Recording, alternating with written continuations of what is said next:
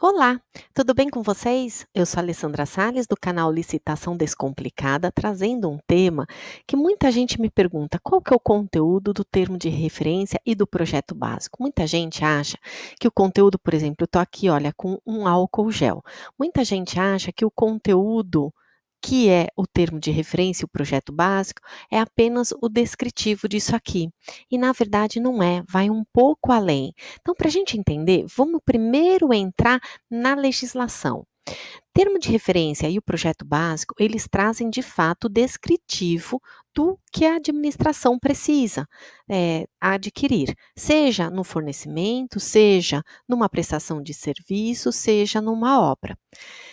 Termo de referência, a gente sempre usou, vem muito antes do que expressamente contido, ele está lá no Decreto Federal 3.555 de 2000, que regulamenta a modalidade pregão para o governo federal. Essa caracterização da obra, do serviço, está descrito na Lei 8666 de 93 para o projeto básico. Está lá no artigo 6º, inciso 9º da lei. Olha só o que eles dizem. O termo de referência que está lá no decreto federal. Fase preparatória do pregão com definição do objeto, que deverá ser preciso, suficiente e claro, vedadas as especificações que, por excessivas, irrelevantes ou desnecessárias, limitem ou frustrem a competição ou a realização do fornecimento, devendo estar refletida no termo de referência. É isso que é o termo de referência. É um documento que deverá conter os elementos capazes de propiciar a avaliação do custo pela administração, diante de orçamento detalhado, considerando os preços praticados no mercado. Olha lá que interessante. A definição dos métodos, a estratégia de suprimento e o prazo de execução do contrato. Logo, vai muito além do que meramente um descritivo. Por exemplo, aqui que eu peguei como exemplo o álcool gel.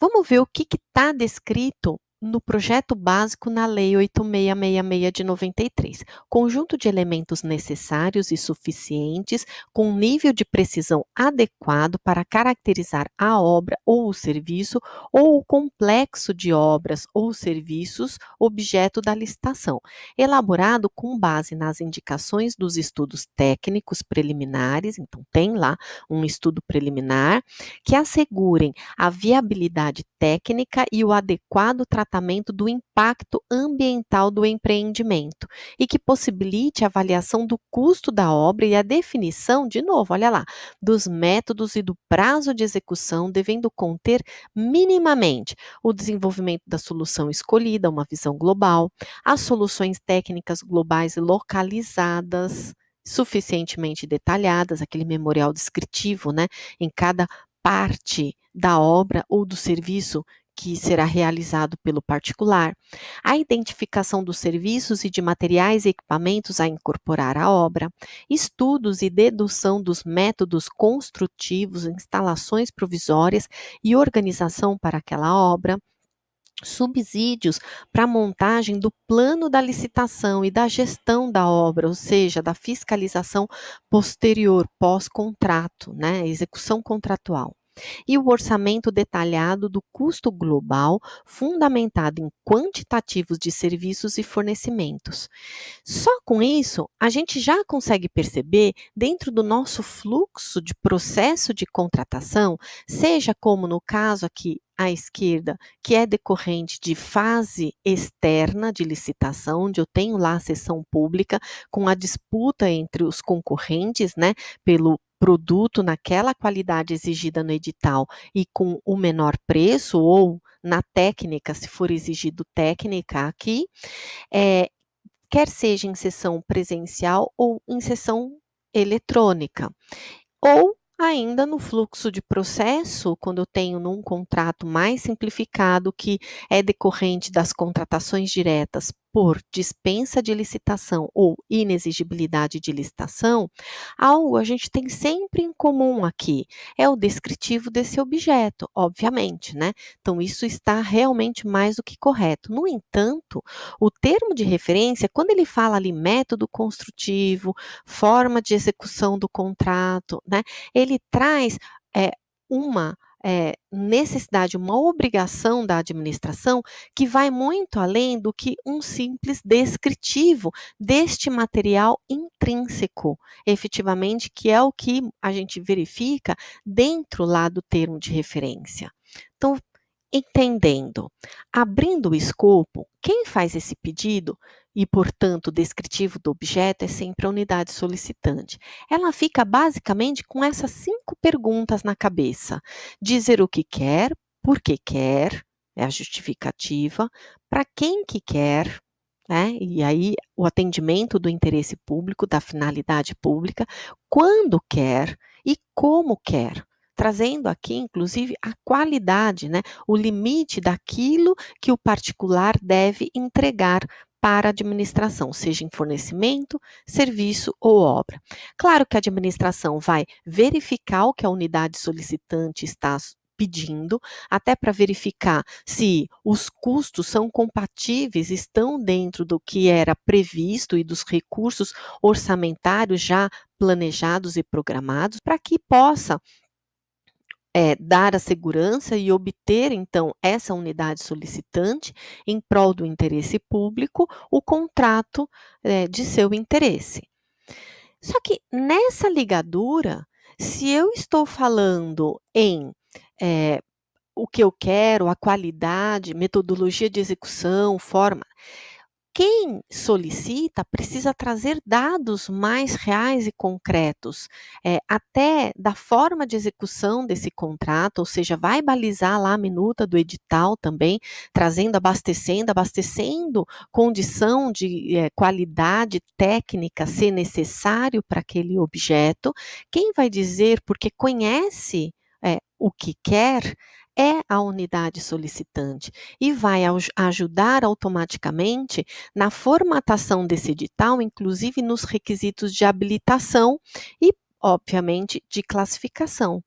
Basicamente, termo de referência e projeto básico, a gente acaba tendo uma dimensão a partir das ferramentas de gestão do plano de ação, que nada mais é do que a técnica 5Ws, 2H, que é o que será feito, por que, para quem, onde será feito, quando será feito, quem é que vai realizar, como é que quer que ele realize e quanto isso vai custar para os cofres públicos.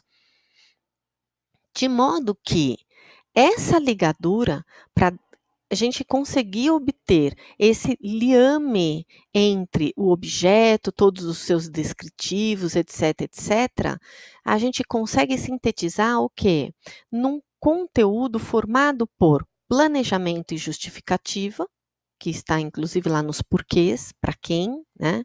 O objeto e o seu detalhamento, agora sim, é o objeto intrínseco, né? Exatamente o que eu quero aqui dentro desse nosso exemplo aqui, por exemplo, do álcool gel.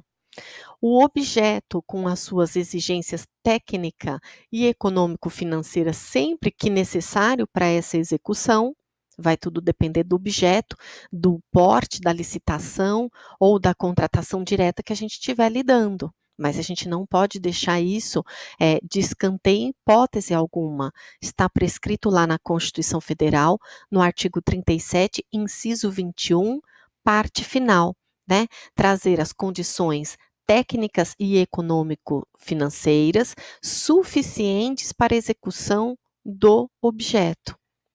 E também o objeto e todas as suas condições de contratação, prazo, local, entrega ou local de execução. Né?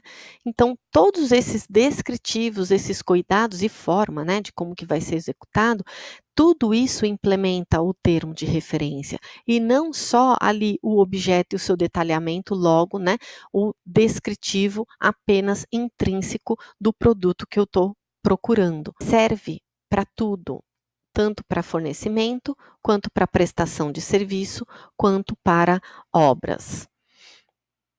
De modo que o planejamento e a justificativa, a unidade técnica solicitante, ela já vai ter que dizer, ela já vai ter que motivar, ela vai ter que trazer o histórico e dizer o porquê realmente é necessário este objeto para atendimento do interesse público. Junto o seu detalhamento, aqui a gente tem várias técnicas, né? Inclusive se vai estar acompanhado com amostra, com visita técnica, com catálogo, né? Se muitas vezes o próprio órgão precisa de outros órgãos que já passaram por experiência de mesma natureza para conseguir definir esse objeto, verificar se esse objeto ele vai ser adquirido de uma forma só, única, ou se é possível o seu parcelamento na forma do artigo 23, parágrafo 1º da Lei 8666 de 93, se é admitido lotes, se tem pertinência a todos os serviços que implementam aquele objeto, né? Porque a aglutinação deles por lotes não é o problema, não é nenhuma vedação.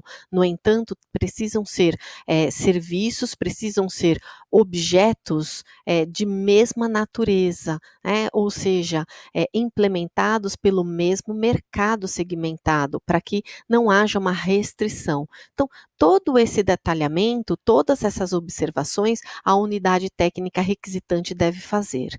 Esse objeto e o seu detalhamento, quando a gente pensa lá em termos de edital de licitação, é o que implementa o anexo principal desse edital. Muitas vezes, se é apenas uma planilha muito curta, muito pequena, é possível colocar dentro do próprio edital.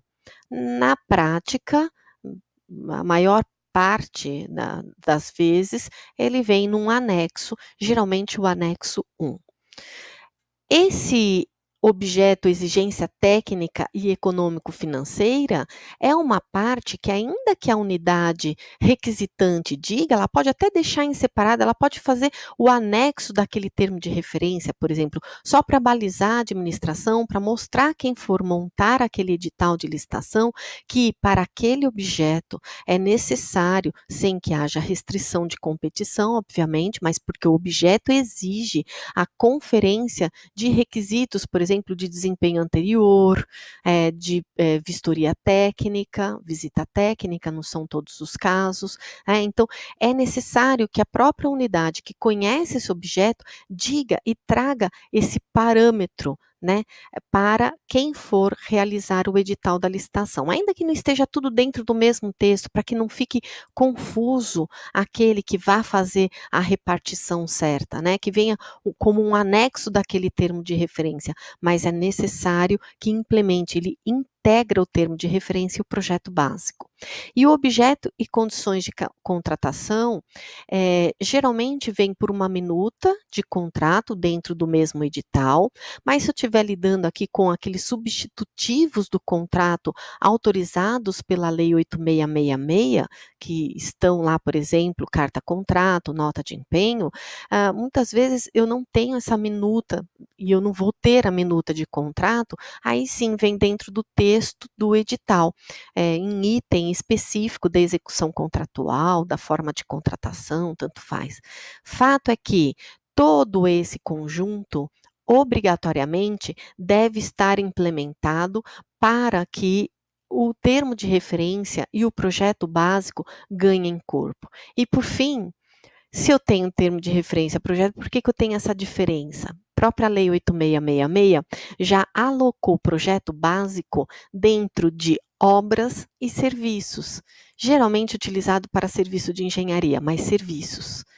E para fornecimento, serviços, ainda que de natureza comum, porque é a característica do pregão, mas não só a de natureza comum, mas serviços em algumas medidas e bens, sempre a gente utiliza como termo de referência.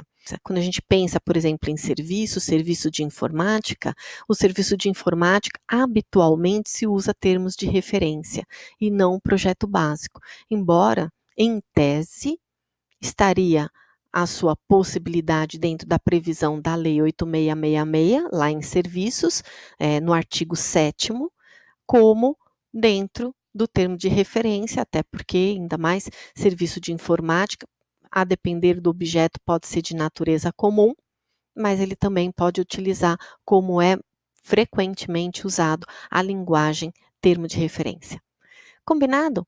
Espero que tenha esclarecido a dúvida. Muita gente sempre me questiona isso, achando que, vamos voltar ao meu exemplozinho aqui do meu álcool gel, que o termo de referência, o projeto básico, é tão somente o descritivo intrínseco deste produto. E não é. Espero que eu tenha ajudado nessa reflexão e até a próxima.